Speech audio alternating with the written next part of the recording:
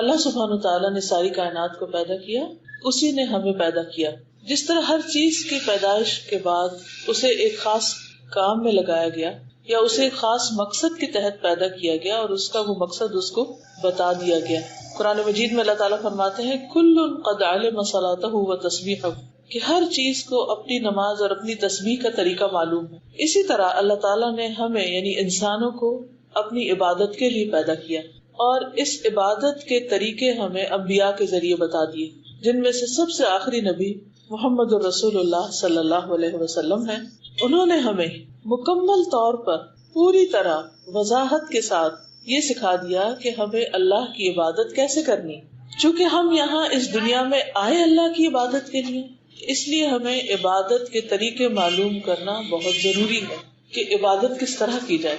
عبادات میں سب سے اہم ترین عبادت نماز ہے، جو ہم دن میں 5 مرتبہ ادا کرتے ہیں. قیامت کے دن سب سے پہلا حساب، سب سے پہلا سوال بھی نماز کے بارے میں ہوگا. کیا واقعی صحیح طور پر ادا کی، وقت پر ادا کی، اور سب سے بڑھ کر یہ کہ خشوع و خضوع کے ساتھ ادا کی یا نہیں. اگر کسی کی نمازیں درست ہوں گی تو اس کے باقی سارے اعمال بھی اپنی جگہ پر آ جائیں گے، یعنی باقی حساب بھی آسان ہو جائے گا. لیکن اگر نماز درست نہیں تو باقی اعمال فائدہ نہ دے گی. اس لیے ہم سب کو اچھی طرح نماز کے طریقے کو سیکھ لینا چاہیے. نماز میں پڑھتے کیا ہیں اس کی عبارت درست پڑھنی آنی چاہیے. نماز میں ایکشنز کیا ہیں وہ صحیح طور پر کرنے آنے چاہیے. اور پھر یہ بھی معلوم ہونا چاہیے کہ صحیح اور غلط کا معیار کیا ہے، اور وہ ہے کہ ہماری نماز رسول اللہ صلی اللہ علیہ وسلم کی نماز سے کتنا قریب ہے، ظاہری طور پر بھی اور باطنی طور پر بھی. اور اگر نہیں تو اس حد تک ہمیں علم حاصل کرتے رہنا چاہیے کہ ہماری نماز آپ کی نماز کے قریب ترین ہو جائے. کیونکہ آپ صلی اللہ علیہ وسلم نے فرمایا صلو کما رأیتمونی اصلی، تم اس طرح نماز پڑھو جیسے مجھے دیکھتے ہو کہ میں نماز پڑھتا ہوں. یعنی یہ معیار بتا دیا گیا، کرائٹیریا بتا دیا گیا کہ ایسی نماز چاہیے. جیسے ایک سیمپل دیا جاتا ہے نا کسی کو کچھ منگوانے کے لیے، اور بتایا جاتا ہے کہ اس طرح کی چیز لانا، پھر تمہارا جو تم لاؤ گے وہ اپروو ہوگا یا تمہیں اس کے اوپر آرڈر ملے گا. اگر وہ اس سیمپل کے مطابق نہیں چیز لاتا تو اس کا آرڈر کینسل کر دیا جاتا ہے یا اس کو دیا ہی نہیں جاتا. تو اس لیے ہم سب کو اپنی نمازوں کی فکر کرنی چاہیے اور انہیں مسلسل ساری زندگی اچھا بنانے کی کوشش کرتے رہنا چاہیے. اس معاملے میں کبھی بھی مطمئن نہیں ہو کے بیٹھ جانا چاہیے کہ میں نے نماز پڑھ لی یا مجھے آتی ہے یا میں ٹھیک ہی پڑھتا ہوں. نہیں، ہمیشہ فکر رہنی چاہیے کہ کہیں اس میں کوئی غلطی نہ ہو. کیونکہ قیامت کے دن جو کامیابی کا معیار ہے، یا کامیاب وہی ہیں جو نماز پڑھنے والے ہیں، نماز قائم کرنے والے ہیں، اور پھر نماز میں خشوع و خضوع اختیار کرنے والے ہیں. قرآن مجید کھولتے جاتے ہیں تو سب سے پہلے اللہ تعالیٰ فرماتے ہیں کہ ذالک الکتاب لا ریب فیہ ھدی للمتقین الذین یؤمنون بالغیب ویقیمون الصلاۃ. یہ کتاب جس میں کوئی شک نہیں، متقی لوگوں کو ہدایت دیتی ہے، وہ جو غیب پر ایمان رکھتے ہیں اور نماز قائم کرتے ہیں. یعنی پہلا کرنے کا کام جو ہمیں قرآن مجید میں بتایا گیا وہ کیا ہے؟ نماز کی ادائیگی، درست ادائیگی. اور پھر آخر میں اس کے فرمایا اولئک علی ھدی من ربہم واولئک ھم المفلحون. یہی لوگ اپنے رب کی طرف سے آئی ہوئی ہدایت پر ہیں اور یہی لوگ فلاح پانے والے ہیں. واولئک ھم المفلحون. تو گویا کامیاب وہ ہیں جو نماز قائم کرتے ہیں. سورۃ المؤمنون کی پہلی آیت میں فرمایا قد افلح المؤمنون الذین هم فی صلاتهم خاشعون. یقیناً فلاح پا گئے، کامیاب ہو گئے وہ مومن جو اپنی نمازوں میں خشوع و خضوع اختیار کرتے ہیں. اس کے برعکس، اس کے اپوزٹ، جو لوگ نمازوں میں سستی کرتے ہیں اور نماز صحیح طور پر ادا نہیں کرتے، ان کے لیے وعید بھی بتائی گئی، ان کو دھمکی بھی دی گئی. سورۃ الماعون آیت نمبر 4 سے 6 میں اللہ تعالیٰ فرماتے ہیں فویل للمصلین. ہلاکت ہے، بربادی ہے نماز پڑھنے والوں کے لیے. کس قدر ڈرنے کی بات ہے. ہم سمجھتے ہیں ہم نے نماز پڑھ لی اور جیسے بھی پڑھی بس ٹھیک ہے، ہم نے فرض ادا کر لیا. لیکن یہاں غلط طریقے سے فرض ادا کرنے والوں کو بھی پکڑا جا رہا ہے. فویل للمصلین الذین هم عن صلاتهم ساہون. کون ہے وہ مصلین، کون ہے وہ نماز پڑھنے والے؟ وہ جو اپنی نماز سے غفلت کرتے ہیں. الذین هم یراؤن، وہ جو دکھاوا کرتے ہیں، دکھاوے کی نماز پڑھتے ہیں. کوئی دیکھ رہا ہو تو اچھی پڑھتے ہیں، اکیلے میں ہو تو اللہ سے نہیں شرماتے، اللہ سے نہیں ڈرتے اور جیسے دل چاہے پڑھتے ہیں. قرآن مجید میں منافقین کی صفات بتاتے ہوئے اللہ تعالیٰ فرماتے ہیں وَإِذَا قَامُوا إِلَى الصَّلَاةِ قاموا کسالا، کہ جب وہ نماز کے لیے کھڑے ہوتے ہیں سستی کے مارے کھڑے ہوتے ہیں. یعنی ان کی نمازوں میں کوئی چستی، کوئی ایکٹیونیس، کوئی شوق، کوئی محبت، کوئی روحانیت کچھ نہیں ہوتا. بس وہ جس سے فجر کی نماز ہے تو اٹھے، آدھی آنکھیں کھلی آدھی بند ہے، بس جلدی سے نماز پڑھ کے دوبارہ بستر میں. یہ کیسی نماز ہے؟ سستی کی نماز ہے. بھائی کس نے آپ کو کہا تھا رات اتنی دیر تک جاگو کہ تم صبح اٹھ نہ سکو اور تمہاری نماز میں کوئی چستی اور وہ خشوع و خضوع ہو ہی نہ. یہاں بھی یہ فرمایا یراؤن الناس، لوگوں کو دکھاوا کرتے ہیں. یعنی اگر اول تو نیک کام کرنے کو ان کو دل ہی نہیں چاہتا، اگر کرتے بھی ہیں تو دکھاوے کا کرتے. ولا یذکرون اللہ الا قلیلا، اور وہ اللہ کا ذکر نہیں کرتے، اللہ کو یاد نہیں کرتے مگر بہت تھوڑا. الا قلیلا یعنی ان کی نماز میں اللہ کی یاد نہیں ہوتی. یہ ہے ان کی مشکل. اور یہ منافقین کی بات بتائی گئی کہ وہ اپنی نماز میں اللہ کو یاد نہیں کرتے، کیونکہ اللہ سبحانہ وتعالیٰ نے ہمیں نماز ادا کرنے کا حکم اسی لیے دیا کہ ہم اللہ کو یاد کریں. قرآن مجید میں آتا ہے اقم الصلاۃ لذکری، نماز قائم کرو میری یاد کے لیے. اور اگر ہم اللہ ہی کو یاد نہیں کر رہے تو نماز قائم ہی نہیں ہوئی. تو ہم سب کو سوچنا چاہیے ہم اپنی نماز کس طریقے پر پڑھتے ہیں، کیا واقعی اس میں خشوع و خضوع ہے یا نہیں. تو آج میں انشاءاللہ چند باتیں اچھی نماز کے بارے میں کروں گی جس میں خصوصی طور پر خشوع و خضوع پایا جائے، کیونکہ نماز قائم کرنا ایک چیز ہے اور نماز میں خشوع اختیار کرنا دوسری چیز. اب سوال یہ پیدا ہوتا ہے کہ خشوع کا مطلب کیا ہے، یعنی نماز میں خشوع ہے کیا کہ جو ہمیں اختیار کرنا ہے. خشوع دراصل ایسی کیفیت کا نام ہے، ہمارے اوپر ایک ایسی کیفیت آتی ہے کہ دل عاجزی اور انکساری کے ساتھ اللہ رب العالمین کے سامنے کھڑا، کہ انسان دل کی عاجزی اور انکساری اور ہمبلنس کے ساتھ اللہ کے سامنے کھڑا ہو، کہ یہ محسوس ہو کہ بندہ اپنے عظیم الشان رب کے سامنے اپنی عاجزی کا اظہار کر رہا ہے کہ یار میں کچھ نہیں، I'm nothing، تو ہی ہے سب کچھ، ساری بڑائی تیرے لیے، ساری قدرت تیرے لیے، سارا علم تیرے پاس، میرے پاس تو کچھ بھی نہیں، میں تو ایک فقیر عاجز بندہ ہوں. اگر نماز کے اندر واقعی یہ عاجزی نظر نہیں آتی اور یہ کیفیت پیدا نہیں ہوتی کہ انسان کو اپنے کم ہونے اور رب کے عظیم ہونے کا احساس ہو اور ہر چیز سے بڑھ کر عظیم ہونے کا احساس ہو، تو ایسی نماز میں خشوع نہیں ہوتا. اصل میں بات یہ کہ اللہ تعالیٰ نے جب ابلیس کو حکم دیا کہ وہ آدم کو سجدہ کرے تو اس نے انکار کر دیا، ابا واستکبر، اور تکبر کیا، وکان من الکافرین، اور انکار کرنے والوں میں شامل ہو گیا، اور پھر اللہ سبحانہ وتعالیٰ کو بلیم کرنے لگا. بہرحال اس کو غصہ اس بات کا تھا کہ یہ انسان جس کی وجہ سے میرا یہ مقام گر گیا، اب میں اس کو نہیں چھوڑوں گا. تو اللہ تعالیٰ سے اس نے فوراً مہلت مانگی کہ مجھے قیامت تک زندگی دی جائے تاکہ میں انسان اور انسان کی اولاد کو بھٹکاؤں. اور اسی موقع پر اس نے کہا تھا ثم لآتینہم من بین ایدیہم ومن خلفہم وعن ایمانہم وعن شمائلہم ولا تجد اکثرہم شاکرین. میں ان کے آگے سے بھی آؤں گا، ان کے دائیں طرف سے آؤں گا، ان کی بائیں طرف سے آؤں گا اور ان کے پیچھے سے آؤں گا، اور تو ان کی اکثریت کو شکر گزار نہیں پائے گا. اور یہ جو کیفیت ہے آگے سے آنے کی، دائیں بائیں پیچھے، یہ ہر نماز میں آپ محسوس کر سکتے ہیں کہ شیطان ہر طرف سے آ کے آپ کو مختلف طرح کے خیالات ڈالتا ہے. اب اچھا ہوتا کہ آپ شروع کیا، کوئی بات دل میں آئی، آپ نے اس کو جھٹکا اور پھر لگے پڑھنے، 2 لفظ ابھی پڑھے نہیں تو ایک اور بات آ گئی، اچھا اس کو جھٹکا نہیں تو دوسری ایک اور آ گئی، اس کو نہیں تو پھر تیسری ایک اور آ گئی، اور اتنے میں آپ کے رکوع کا ٹائم ہو گیا، وہاں کچھ نئے سلسلے شروع ہو گئے، اور سجدہ کیا تو کچھ اور اس طرح انسان مسلسل ایک اسٹرگل میں اور ایک جدوجہد میں رہتا ہے. اور بعض اوقات تو اسے بھول بھی جاتا ہے کہ اس نے جدوجہد کرنی اور اس پر کیا کیا حملے ہو رہے ہیں، اور وہ اللہ کو نہیں یاد کر رہا، باقی دنیا کی ہر چیز کو یاد کر رہا ہے. تو یہ ایک بہت بڑا امتحان ہے ہم سب کے لیے.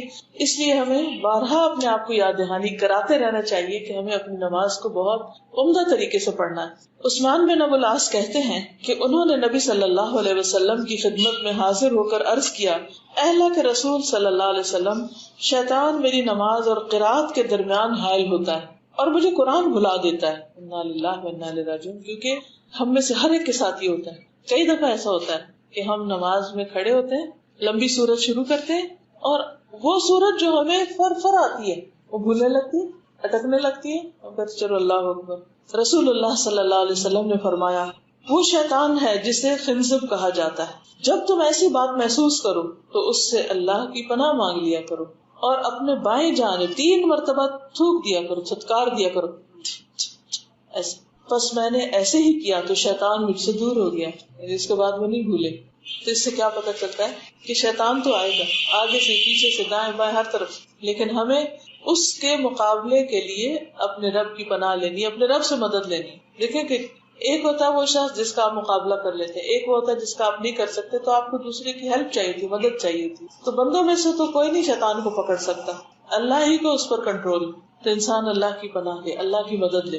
اور نبی صلی اللہ علیہ وسلم کے بتائے ہوئے طریقے کے مطابق نماز کے اندر ہی 3 دفعہ بائیں طرف رخ کر کے تھتکار دے تو وہ دور ہو جائے گا. نبی صلی اللہ علیہ وسلم نے فرمایا اس امت میں سب سے پہلے خشوع ختم ہوگا، حتیٰ کہ تمہیں ایک بھی خشوع والا آدمی نظر نہ آئے گا. یعنی اس طرح ختم ہو جائے گا خشوع نمازوں میں سے کہ لوگ نماز پڑھتے تو نظر آئیں گے، لیکن ان کو دیکھ کے یہ نہیں لگے گا یہ اللہ کے سامنے کھڑے ہیں.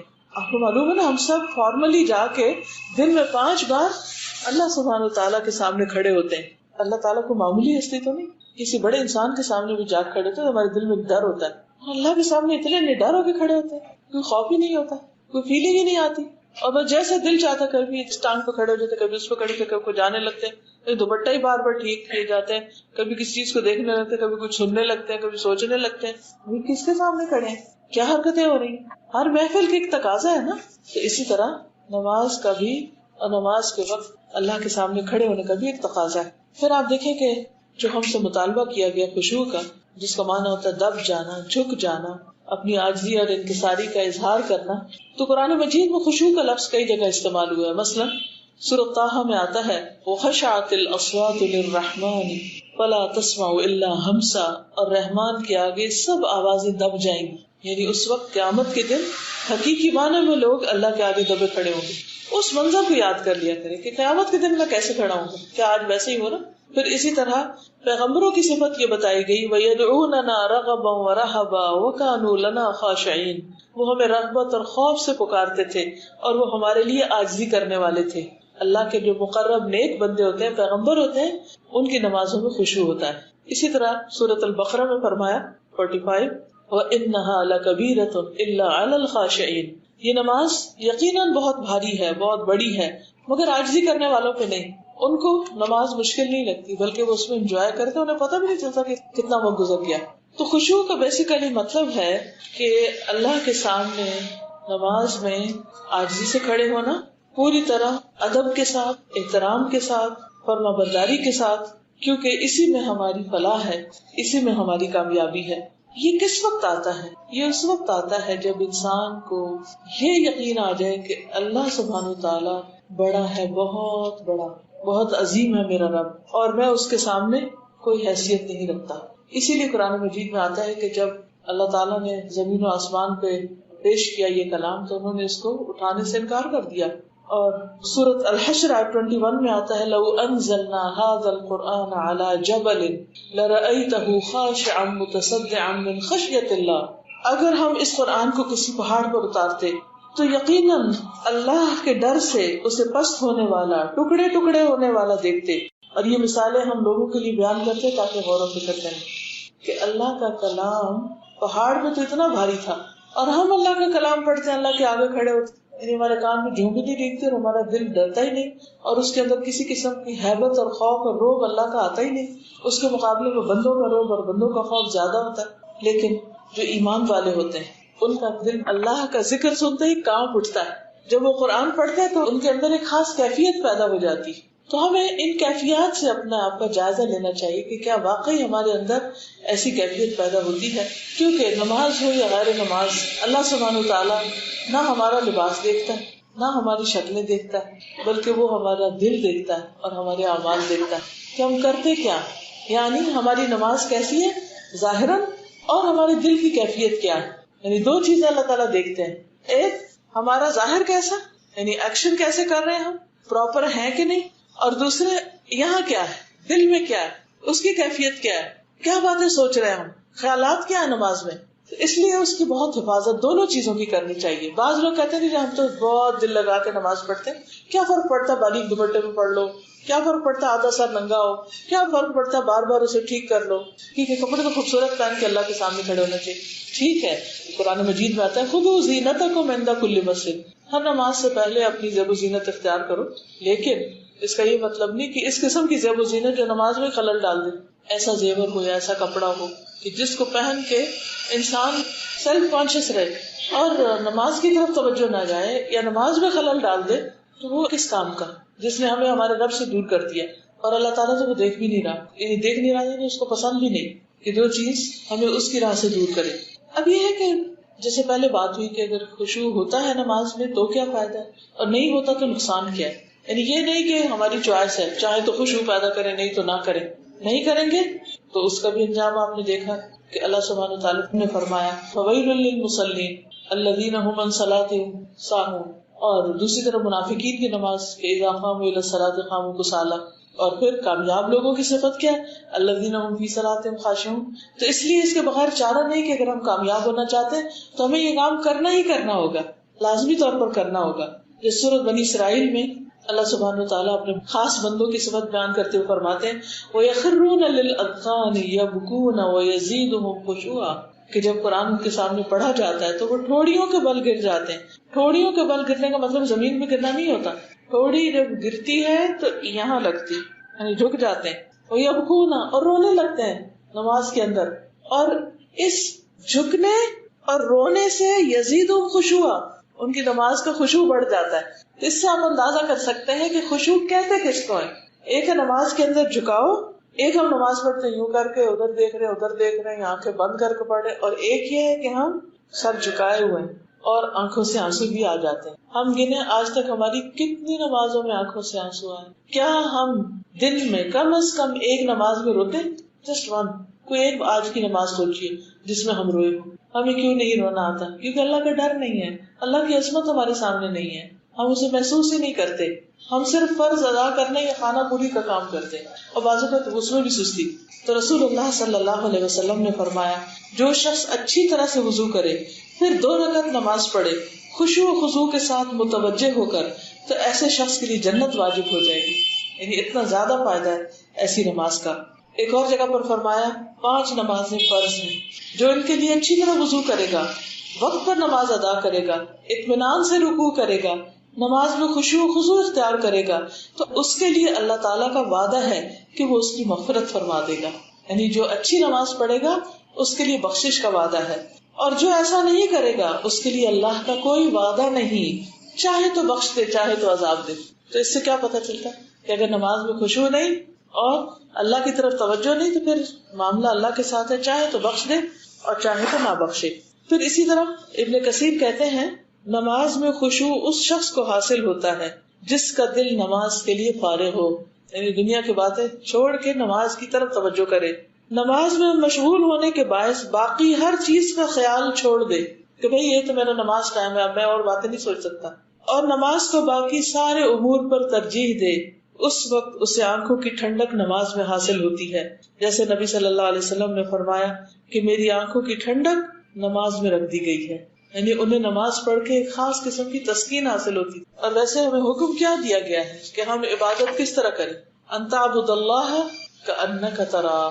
خشوع کیسے آتا ہے کہ اب نماز میں ہم یوں محسوس کریں کہ ہم اللہ کو دیکھ رہے ہیں، فإن لم تکن تراہ فإنہ یراک، اگر تم اس کو نہیں دیکھتے تو وہ تو تمہیں دیکھ رہا ہے، یعنی اس کی پریزنس ضرور فیل کرو کہ وہ دیکھ رہا ہے، اس کی نگاہیں مجھ پہ۔ جو ہی تمہیں خیال آئے گا کہ میرا رب مجھے دیکھ رہا ہے تو آپ فوراً ٹھیک ہو جائیں گے۔ جیسے عام طور پہ کیا ہوتا ہے، نماز لوگ ڈھیلی ڈھالی پڑھ رہے ہوتے ہیں، اگر کوئی آ جائے کمرے میں تو کیا کرتے ہیں، کانشیس ہو جاتے ہیں، دوپٹہ ٹھیک کرنے لگتے ہیں، بالکل ایکٹیو ہو جاتے ہیں۔ یہ تو بندوں کی نماز ہے نا، تو جو اللہ کے لیے نماز پڑھتا ہے اس کو یہ خیال جو ہی آتا ہے کہ میں اللہ کے لیے پڑھ رہا ہوں، وہ بالکل ٹھیک ہو جاتا ہے۔ وہ جو ہاتھ ڈھیلے یا سستی کی ہوئی ہوتی ہے وہ فوراً الرٹ ہو جاتا ہے، اس کا دل بھی حاضر ہو جاتا ہے۔ تو یہ کیفیت لانا ضروری ہے، اور یہ بھی یاد رکھیے کہ نماز کی قبولیت خشوع پر ہی منحصر ہے۔ رسول اللہ صلی اللہ علیہ وسلم نے فرمایا بے شک بندہ نماز پڑھتا ہے مگر ہر آدمی کا اجر مختلف ہوتا ہے، 10واں حصہ، 9واں حصہ، 8واں حصہ، 7واں حصہ، 6واں حصہ، 5واں حصہ، 4تھا حصہ، 3را حصہ یا آدھا حصہ، اور کوئی خوش قسمت ہو کہ جس کو نماز کا پورا حصہ ملے۔ ہم تو صرف اس پہ خوش ہو جاتے ہیں کہ پڑھ تو لی نا۔ اچھا یہ بھی عجیب بات ہے کہ ہم مثلا نماز پڑھنے لگے، اتنے میں کوئی آ گیا تو ہم عام طور پہ کیا کہتے ہیں، تم بیٹھو 2 منٹ میں نماز پڑھ کے آئے، جلدی سے وہ پڑھ کے آئے، یعنی تم میرے لیے امپورٹنٹ ہو اور اللہ تعالیٰ میں جلدی سے ذرا حاضری لگوا کے آؤں۔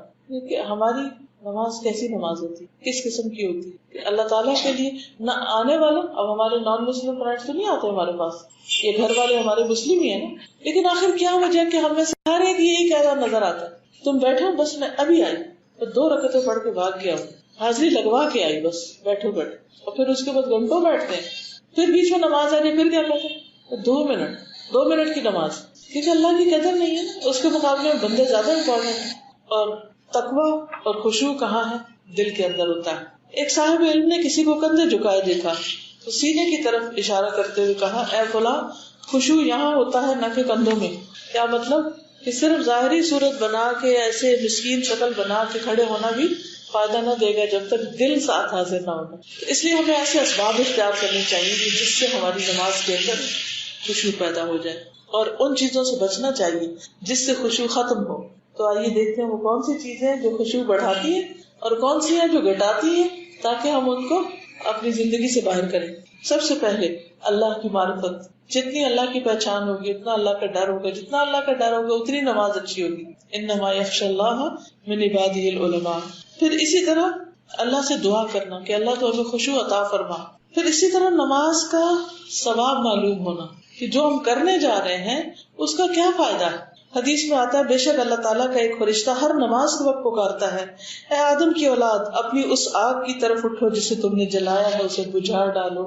یعنی ہر 2 نمازوں کے بیچ میں انسان سے ایسے ایسے گناہ ہو جاتے ہیں، کبھی ٹنگ سلپس ہوتی ہے، کبھی اور کسی کا دل دکھا دیتا ہے کہ وہ اس کے لیے آگ بھڑکا دیتے ہیں. تو نماز جب اچھی طرح انسان پڑھتا ہے تو جا کے اس آگ کو بجھاتا ہے. رسول اللہ صلی اللہ علیہ وسلم نے فرمایا بندہ جب نماز کے لیے کھڑا ہوتا ہے تو اس کے سارے گناہ لا کر اس کے دونوں کندھوں پہ رکھ دیے جاتے ہیں. یعنی پچھلی نماز سے اب تک جو غلط کام کیے وہ سارے لا کے یہاں رکھ دیے جاتے ہیں کندھوں پہ. ہمیں تو نظر نہیں آتے لیکن چونکہ نبی صلی اللہ علیہ وسلم نے بتایا ہے تو اس لیے ہم اس پر یقین رکھتے ہیں. پھر جب بندہ رکوع کرتا ہے یا سجدہ کرتا ہے تو وہ گناہ نیچے گر جاتے ہیں. رسول اللہ صلی اللہ علیہ وسلم نے فرمایا کہ نماز کو اس کے وقت پر ادا کرو. اس سے یہ پتہ چلتا ہے کہ اگر خشوع خضوع لانا ہے نماز میں تو اول وقت نماز پڑھے جس وقت انسان پوری طرح حاضر ہوتا ہے. رسول اللہ صلی اللہ علیہ وسلم نے فرمایا جب ایک شخص اچھی طرح وضو کرتا ہے پھر مسجد کا راستہ نکلتا ہے یعنی مسجد کے راستے پہ چلتا ہے اور سوائے نماز کے اور کوئی دوسرا ارادہ اس کا نہیں ہوتا تو ہر قدم پر اس کا ایک درجہ بڑھتا ہے، ایک گناہ معاف کیا جاتا ہے. اور جب نماز سے فارغ ہو جاتا ہے تو فرشتے اس وقت تک اس کے لیے برابر دعائیں کرتے رہتے ہیں جب تک وہ اپنے مصلی پہ بیٹھا رہے. کہتے ہیں اے اللہ اس پر اپنی رحمت نازل فرما، اے اللہ اس پہ رحم فرما، اور جب تک تم انتظار کرتے رہو گویا تم نماز ہی میں مشغول ہو.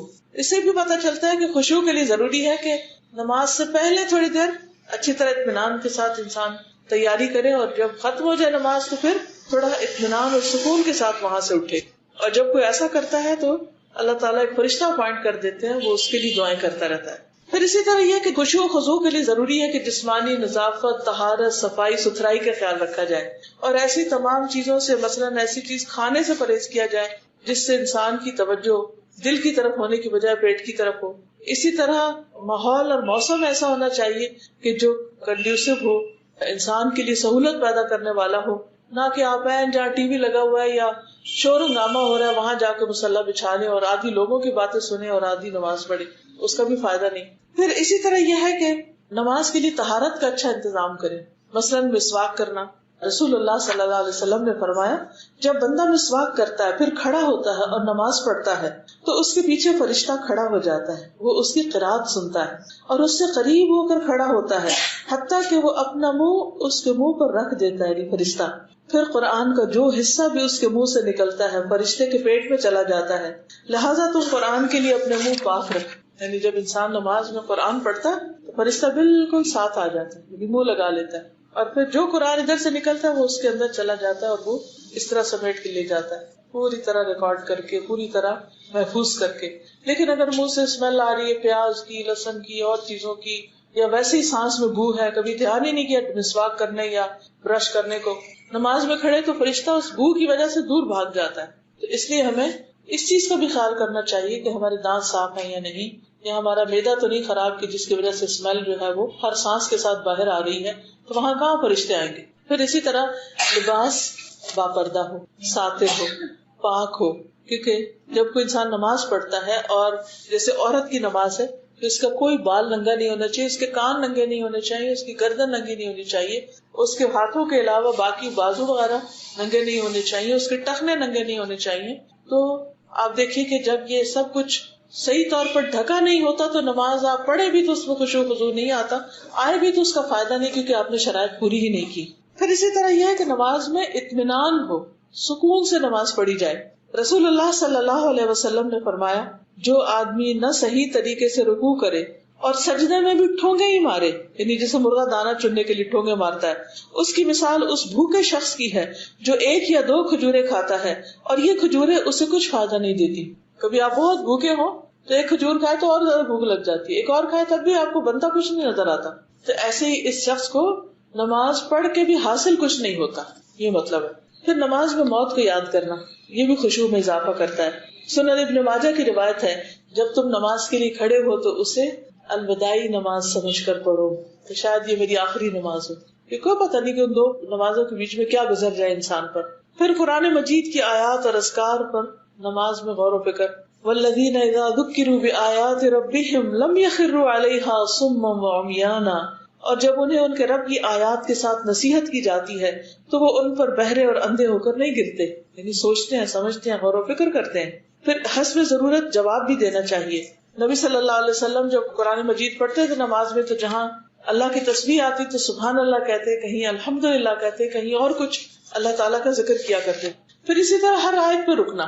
جب بہت تیز ہم تلاوت کرتے ہیں تو پھر بھی خشوع نہیں آتا، جیسے الحمدللہ رب العالمین الرحمن الرحیم مالک یوم الدین، ہر آیت کے بعد رکے، یعنی یہ نہیں کہ الحمدللہ رب العالمین الرحمن الرحیم مالک یوم الدین ایاک نعبد ایک ہی سانس میں ساری آخر تک پڑھ. اس سے خشوع نہیں آتا کیونکہ ساری انرجی کس پہ لگے؟ ختم کرنے پہ. رسول اللہ صلی اللہ علیہ وسلم نے فرمایا سب سے اچھا قرآن وہ آدمی پڑھتا ہے جس کو تم قرآن پڑھتے ہوئے سنو تو تم کو یقین ہو کہ یہ آدمی اللہ سے ڈر رہا، اس کے دل میں خدا کا خوف، وہ قرآن سب سے اچھا پڑھا ہوا. پھر اسی طرح نمازی جو ہے اس کو یہ یاد رکھنا چاہیے کہ اللہ تعالیٰ اس کی نماز کا جواب دے رہا ہے تو وہ توجہ سے بات کرے اللہ تعالیٰ سے. کیسے آپ مجھے کو بتائے گا؟ اللہ جواب دے رہے ہیں، جی ہاں، اور ہم کہہ رہے ہیں you know what you are saying. یعنی اگر آپ کسی سے مثلا میں آپ سے بات کری، آپ سے بات کری اور مجھے یہی نہ پتا میں کیا کہہ رہی ہوں، تو یہ یقین ہونا چاہیے کہ جو ہم کہہ رہے ہیں اللہ تعالیٰ سن رہا ہے اور اس کا جواب دے رہا ہے.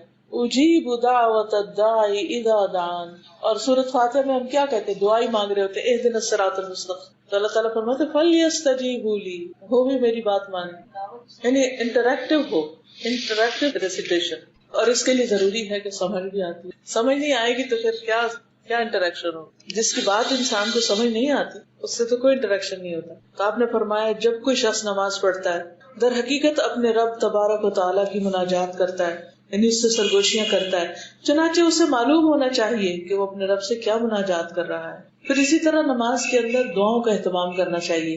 نبی صلی اللہ علیہ وسلم نے فرمایا سجدے میں خوب دعا کیا کرو کیونکہ یہ اس لائق ہوتی ہے کہ تم سے قبول کر لی جائے. سجدے میں دعائیں قبول ہوتی ہیں، اس لیے اس میں مسنون دعائیں یاد ہونی چاہیے اور وہ پڑھنی چاہیے.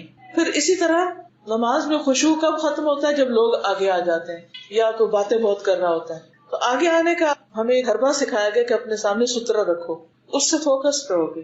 سترہ کیا ہے کہ کم از کم 2 بالش چیز اس طرح کی ہو کہ جو آگے رکھی بھی ہو. رسول اللہ صلی اللہ علیہ وسلم نے فرمایا جب تم میں سے کوئی سترے کی طرف نماز پڑھے تو اس کے قریب کھڑا ہو، نمازی اور سترے کے درمیان سے شیطان نہ گزر پائے.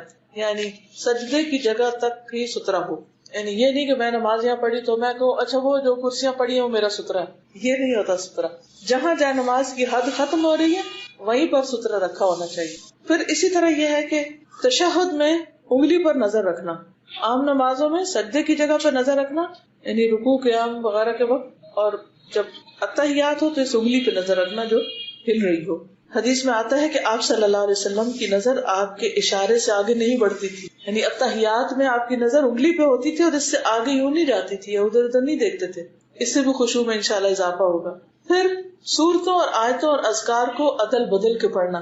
ہر نماز میں قل هو اللہ نہ پڑھنا، وہ بھی پڑھ لیں بے شک، وہ بہت ہی زبردست صورت ہے، کیوں منع کروں میں، ضرور پڑھیں، لیکن اس کے ساتھ ساتھ اور صورتیں بھی پڑھیں. نبی صلی اللہ علیہ وسلم کا طریقہ کیا تھا؟ نماز فجر میں آپ طوال مفصل صورتیں پڑھتے، سورۃ قاف سے سورۃ زلزال. نماز ظہر اور عصر کی پہلی 2 رکعت میں 15 سے 30 آیتیں پڑھتے تھے.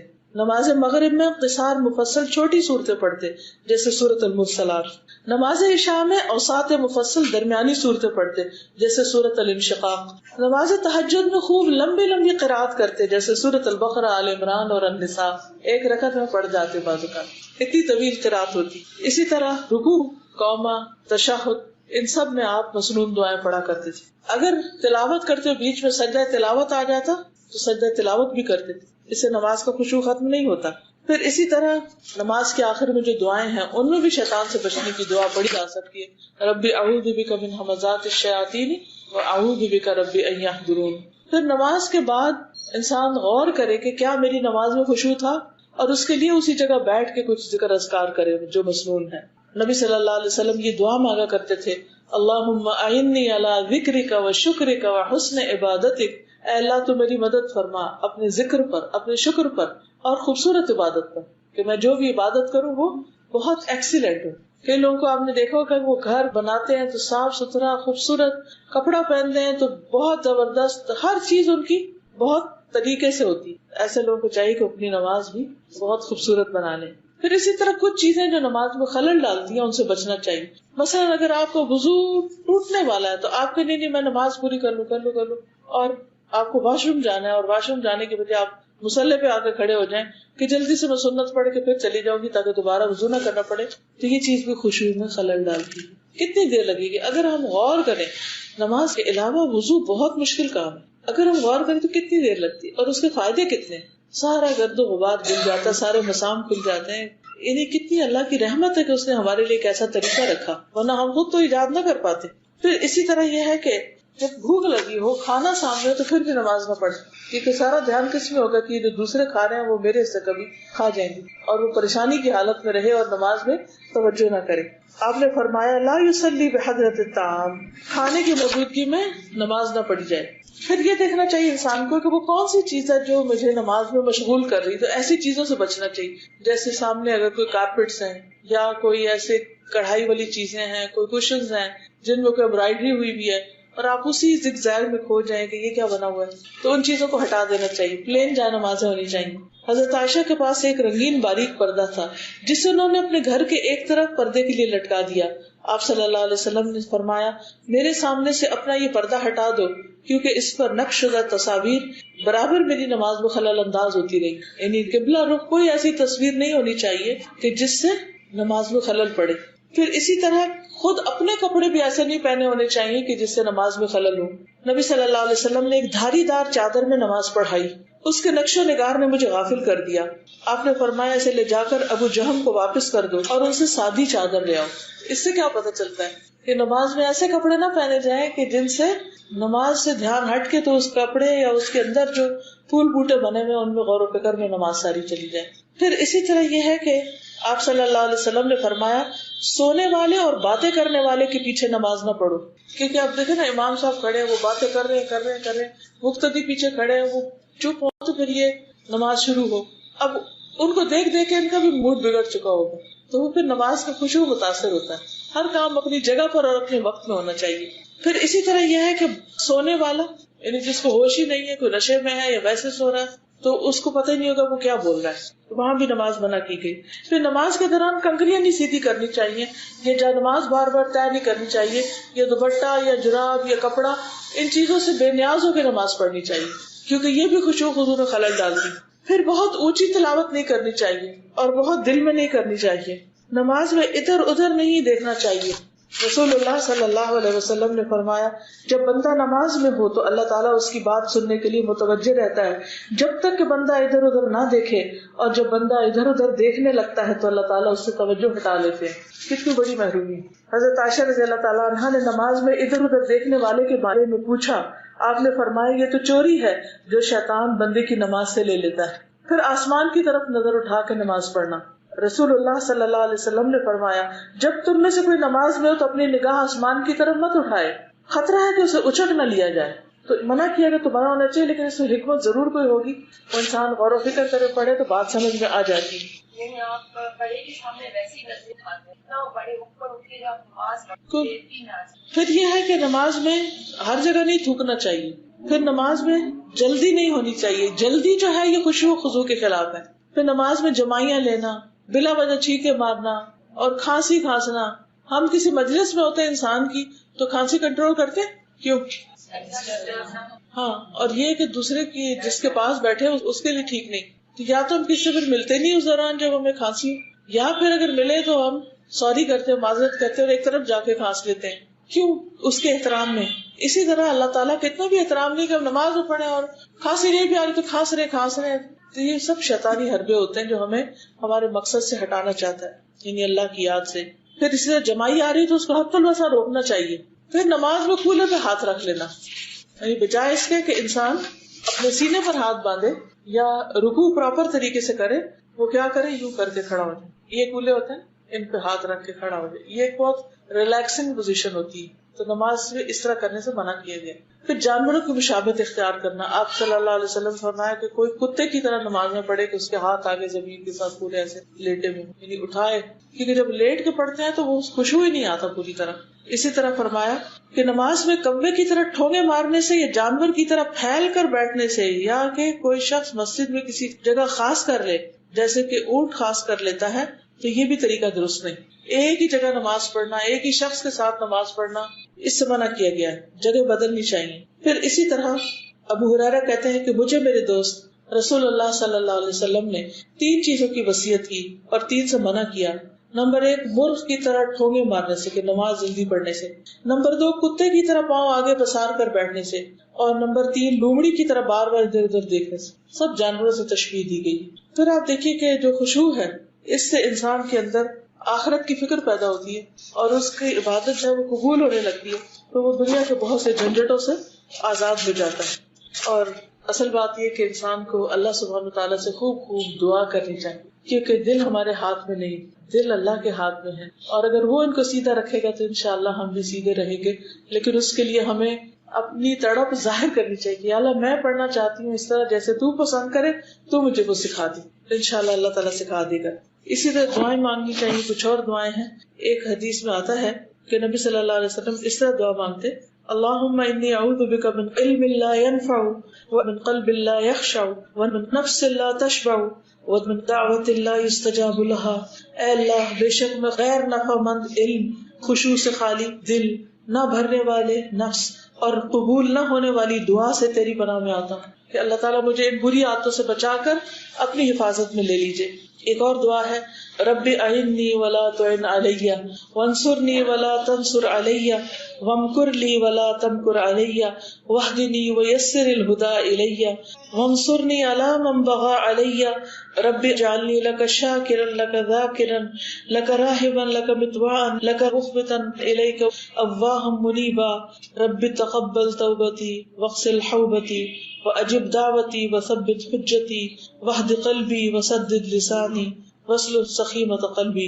اگر بچپن میں یہ دعا بچوں کو یاد کرا دی جائے تو اس میں دین و دنیا کی بہت سی بلائیاں مانگی گئی کہ اے میرے رب، تو میری مدد فرما، میرے خلاف دوسروں کی مدد نہ کر، میرے حق میں تدبیر فرما، میرے خلاف تدبیر نہ فرمانا، مجھے ہدایت دے اور ہدایت کو میرے اوپر آسان فرما دے، اور جو مجھ پر زیادتی کرے اس پر میری مدد فرما. یعنی میں اس سے بدلہ نہیں لے سکتا، تو خود اس سے بدلہ لے.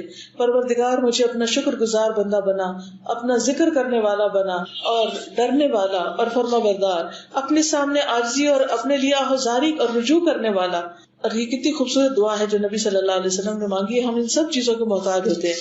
اور پھر آخر میں میرے دل کو رہنمائی فرما، میری زبان کو درستگی عطا فرما اور میرے دل کی گندگیوں کو دور فرما.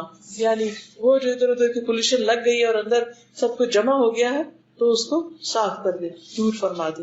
تو یہ تھی چند باتیں نماز میں خشوع سے متعلق. اگر آپ میں سے کوئی اور اپنا کوئی ٹپ ایڈ کرنا چاہے تو موسٹ ویلکم، کیونکہ ہر ایک کا اپنا اپنا تجربہ ہوتا ہے اور اس سے دوسرے کو فائدہ پہنچتا ہے.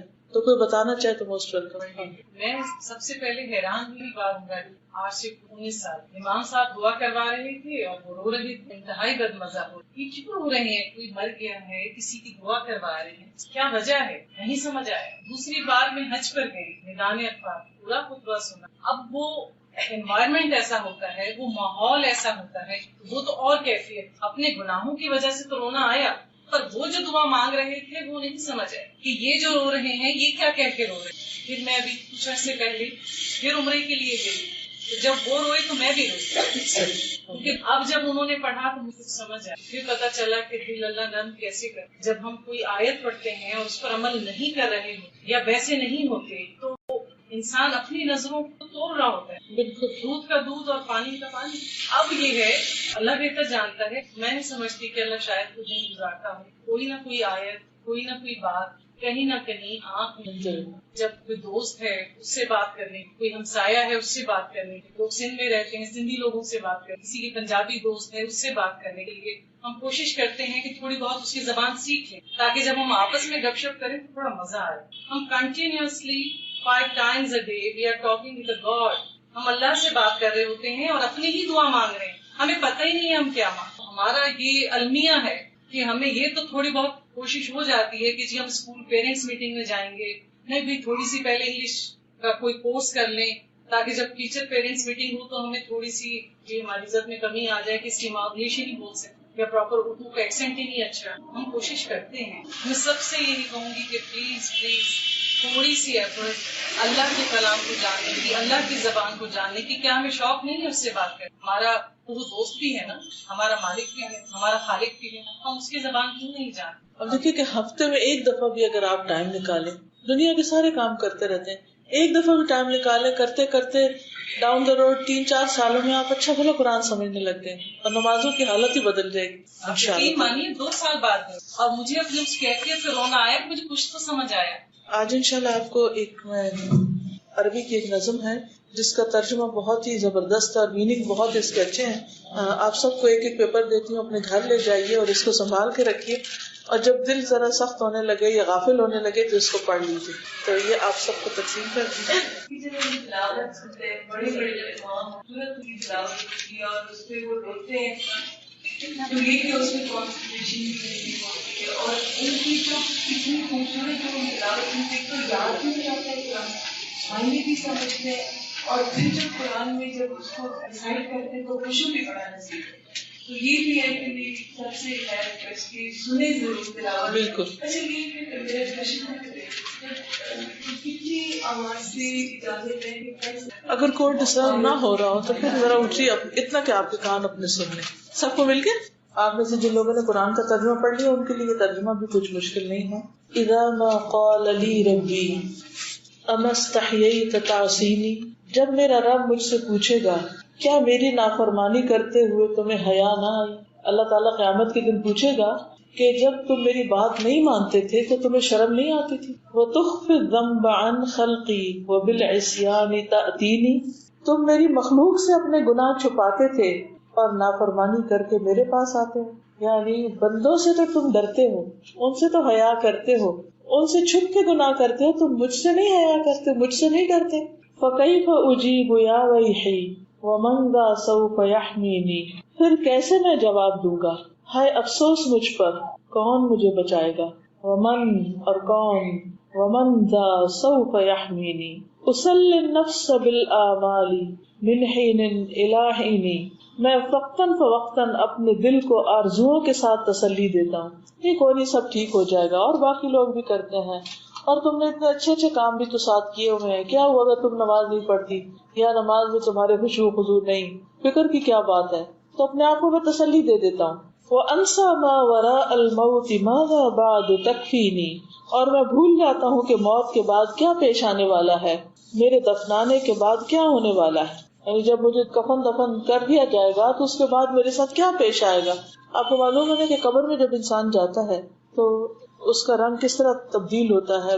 یعنی مردہ آپ دیکھیں کہ پلاہٹ ہوتی ہے اس پہ، پھر وہ نیلا ہونے لگتا ہے، پھر کالا ہونے لگتا ہے، پھر اس کے جسم میں گیسز بھر جاتی ہے، پھر ایک ایک چیز پھٹنے لگتی ہے، پھر دانت جھڑ جاتے ہیں، ہڈیاں نکل آتی ہیں، آنکھیں بہہ جاتی ہیں، ناک بھر جاتی ہے. بال سارے اکھڑ جاتے ہیں، الگ ہو جاتے ہیں اور انسان کا حلیہ خراب ہو جاتا ہے۔ تو وہی کہتے ہیں کہ تم موت کے بعد جو پیش آنے والا ہے اس کو بھول گئے، اس کو کیوں بھول جاتے ہو؟ کأنی قد ضمنت العیش لیس الموت یأتینی، گویا کہ مجھے زندگی کی ضمانت دی گئی ہے، یعنی میں اس طرح دنیا میں ٹھاٹھ سے رہ رہا ہوں جیسے میں نے ہمیشہ ہی زندہ رہنا ہے اور موت مجھے آنی ہی نہیں، لیکن موت تو آنی ہے۔ وجاءت سکرۃ الموت الشدیدۃ من سیحمینی، اور آ گئی موت کی سختی، شدید بے ہوشی، الشدیدۃ شدید، اور جب موت کی شدید ترین بے ہوشی آ پہنچی، من سیحمینی، تو کون مجھے بچائے گا؟ جب موت آ پکڑتی ہے تو کوئی چھڑا سکتا اسے؟ کوئی بھی نہیں چھڑا سکتا۔ نظرت الی الوجوہ الیس منہم من سیفدینی، میں نے لوگوں کے چہروں کی طرف دیکھا، یعنی میں مر رہا تھا، موت نے مجھے پکڑ لیا اور میں سب کو دیکھ رہا تھا، کیا ہے ان میں سے کوئی ایک جو مجھے چھڑا لے؟ ان میں سے کون مجھے چھڑائے گا؟ کوئی بھی چھڑانے والا نہیں آتا۔ سأسأل ما الذی قدمت فی دنیایا ینجینی، ان قریب مجھ سے سوال کیا جائے گا میں نے اپنی دنیا میں آگے کیا بھیجا ہے جو مجھے نجات دے، کیا نیک عمل کر کے آیا ہوں دکھانے کے لیے۔ فکیف اجابتی من بعد ما فرطت فی دینی، اس سوال کا میں کیسے جواب دوں گا جبکہ میں نے اپنے دین میں کوتاہی کی ہوگی؟ اگر دین پر میں نہیں چلا، دین کو پڑھا ہی نہیں، سمجھا ہی نہیں، عمل ہی نہیں کیا، کیا جواب دوں گا اپنے رب کو؟ وَيَا وَيْحِي أَلَمْ أَسْمَعْ كَلَامَ اللَّهِ يَدْعُونِي، اور افسوس مجھ پر، کیا میں نے اللہ کا کلام نہ سنا جو مجھے اپنی طرف بلاتا تھا؟ یعنی قرآن کہتا نا یا ایھا الذین آمنوا یا ایھا الناس، بلا رہا ہے قرآن ہمیں، اور ہم کھولتے ہی نہیں، پڑھتے ہی نہیں، سنتے ہی نہیں، سمجھتے ہی نہیں، کیا جواب دیں گے کہ ہم نے قرآن کی کوئی پکار نہیں سنی؟ الم اسمع لما قد جاء فی قاف و یاسین، کیا میں نے سنا نہیں تھا جو سورۃ قاف اور یاسین میں کہا گیا، یعنی اس میں موت کا ذکر آتا ہے۔ الم اسمع بیوم الحشر یوم الجمع والدین، کیا میں نے یوم حشر کے بارے میں نہیں سنا جو لوگوں کے جمع ہونے اور جزا و سزا کا دن ہے؟ اس میں تو سب لکھا ہوا تھا کیا ہونے والا ہے۔ الم اسمع منادی الموت یدعونی ینادینی، کیا میں نے موت کے منادی کو نہیں سنا جو مجھے پکارتا اور آواز دیتا ہے؟ آپ کو معلوم ہے نا کہ ہر روز قبر انسان کو پکارتی کہ میں مٹی کا گھر ہوں، میں کیڑوں کا گھر ہوں، میں اندھیرے کا گھر، تو نے میرے پاس آنا ہے، اس کی تیاری کرو۔ لیکن ہم میں سے کتنے لوگ ہیں جو روز قبر کا سوچتے بھی ہیں؟ فیا رباہ عبد تائب من ذا سیؤوینی، اے میرے رب یہ تیری بارگاہ میں ایک توبہ کرنے والا بندہ ہے، کون ہے جو مجھے پناہ دے؟ یعنی اب میں توبہ کرتا ہوں۔ سوا رب غفور واسع للحق یہدینی، سوائے اس رب کے جس کی مغفرت بہت وسیع ہے، جو مجھے حق کی طرف ہدایت دیتا ہے، وہی رب مجھے بچا سکتا ہے۔ لیکن اسی رب کو تو دنیا میں بھولے رہتے ہیں۔ وہ 5 دفعہ دن میں بلاتا ہے حی علی الصلاۃ، حی علی الفلاح، او نماز کی طرف، او کامیابی کی طرف، اور ہم لبیک ہی نہیں کہتے، جاتے ہی نہیں، مسجدیں خالی پڑی رہتی ہیں۔ لیکن موت کے وقت انسان کیا چاہے گا؟ اب میں رب کی طرف آتا ہوں۔ اتیت الیک فرحمنی وثقل فی موازینی، میں تیری بارگاہ میں حاضر ہوا ہوں، تو مجھ پر رحم فرما اور میرے میزانوں کو بھاری کر دے۔ وخفف فی جزائی انت ارجا من یجازینی، اور میرا حساب ہلکا کر دے، تو ہی وہ بڑی ذات ہے جس سے امید کی جا سکتی ہے جو مجھے جزا دے گا۔ تو بندے کے لیے اپنے رب کے علاوہ کوئی جائے پناہ نہیں، وہی ملجا وہی ماوا ہے، ادھر ٹھکانا ہے ہم سب کا۔ اس لیے ہمارا فرض بنتا ہے کہ ہم اپنی خوشی کے ساتھ زندگی میں ہوش و حواس میں اپنے رب کی طرف رجوع کر لیں۔ اللہ تعالیٰ ہمیں اس کی توفیق عطا فرمائے۔ وآخر دعوانا الحمدللہ رب العالمین۔ یہ جو نماز کے اوپر میں نے لیکچر دیا نا، نماز میں خشوع کیسے، اس پہ میں آلریڈی ایک لیکچر دیا ہوا، وہ کیسٹ پہ ریکارڈیڈ ہے، تو اگر آپ کو وہ چاہیے اور دوسروں کو بھی آپ سنانا چاہیں تو یہ کراچی کا ایڈریس نیچے لکھا ہوا، فون نمبر، اس پہ آپ کال کر کے کیسٹس کا پوچھ بھی سکتے ہیں، یا اگر آپ کے پاس انٹرنیٹ ہے تو یہ نیچے ویب سائٹس لکھی ہوئی ہیں، ان پر آپ جا کر دیکھ سکتے ہیں۔ اور کیونکہ ہمیں ہر روز اپنے علم میں اضافہ کرنا چاہیے، اللہ تعالیٰ ہمیں اس کی توفیق عطا فرمائے۔ وہ اقبال کا ایک شعر بھی یاد آ رہا ہے، کہتے ہیں کہ جو میں سر بسجدہ ہوا کبھی تو زمین سے آنے لگی صدا، تیرا دل تو ہے صنم آشنا، تجھے کیا ملے گا نماز میں؟ یعنی نماز پڑھ کے بھی ہمیں حاصل کچھ نہیں ہوتا، حالانکہ ان الصلاۃ تنہی عن الفحشاء والمنکر، نماز بے حیائی اور برائی سے روکتی ہے۔ وہ کیوں نہیں روکتی؟ ہماری نمازیں بھی کیوں نہیں روکتی؟ کیونکہ ان میں کوئی خدا کا خوف ہی نہیں، اس معیار کی نہیں کہ جس کے اندر یہ پاور ہو کہ وہ روک دے ہمیں۔ تو بال جبریل میں اقبال کہتے ہیں تیرا امام بے حضور، تیری نماز بے سرور، تیرا امام وہ بھی نہیں حاضر جو آگے پڑھا رہا ہے، لیڈ کر رہا ہے، تیری نماز بے سرور، ایسی نماز سے گزر، ایسے امام سے گزر. یعنی اس کا مطلب نہیں نماز چھوڑ دو، اس کا مطلب یہ کہ امپروو کرو. کیونکہ ہم یہ سمجھتے ہیں کہ ہم اچھے کام کر رہے ہیں، نماز پڑھ رہے ہیں، بڑا اچھا کام کر لیا، لیکن حقیقت میں وہ نماز انسان کے لیے فلاح نہیں، خسارے کا باعث ہو جاتی. تو قل هل ننبئكم بالاخسرین اعمالا الذین ضل سعیهم فی الحیاۃ الدنیا وهم یحسبون انهم یحسنون صنعا. کیا ہم تمہیں بتائیں کہ اعمال کے اعتبار سے سب سے زیادہ خسارے میں کون ہیں؟ وہ لوگ جو سمجھتے کہ سب اچھے کام کر رہے ہیں. الذین ضل سعیهم فی الحیاۃ الدنیا، جن کی ساری کوشش دنیا میں گم ہے، نماز میں بھی دنیا میں ہی گم ہے. یحسبون انهم یحسنون صنعا، اور وہ سمجھتے بڑے اچھے کام کر رہے ہیں، لیکن اللہ کے ذکر کے لیے ان کے اندر کوئی تڑپ نہیں، کوئی طلب نہیں، کوئی توجہ نہیں. تو اللہ تعالیٰ ہمیں اپنی طرف راغب کر دے. اور ہم جو فارغ ہوتے ہیں تو پکنک کی سوچنے لگتے ہیں، کچھ اور کام. اللہ تعالیٰ فرماتے فَإِذَا فَرَغْتَ فَانصَبْ وَإِلَىٰ رَبِّكَ فَارْغَب، جب تم فارغ ہو تو اپنے رب کی طرف رغبت کرو، اپنے آپ کو تھکاؤ، مشقت کرو. یعنی فراغت میں تو اور اچھی نماز پڑھو، نہ کہ فراغت میں تم اور ڈھیلے ہو جاؤ.